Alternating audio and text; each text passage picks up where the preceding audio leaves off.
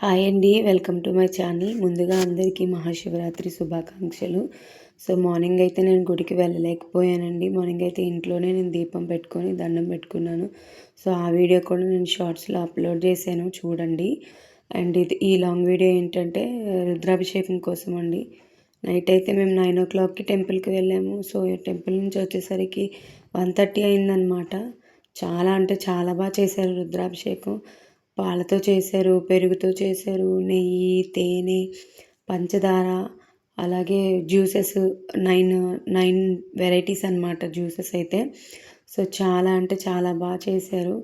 అందరివి గోత్రనామాలు ఎవరిది మిస్ కాకుండా అందరూ వచ్చిన వాళ్ళందరివి కూడా చిన్నపిల్లలతో సహా అందరివి కూడా చదివారు పంతులు గారు అయితే. మాకైతే ఆయన చేసిన పూజా విధానం చాలా అంటే చాలా బాగా నచ్చింది.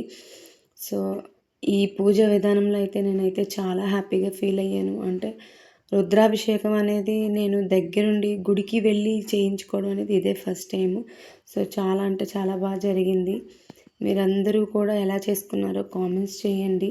అలాగే నా ఛానల్ని సపోర్ట్ చేయండి.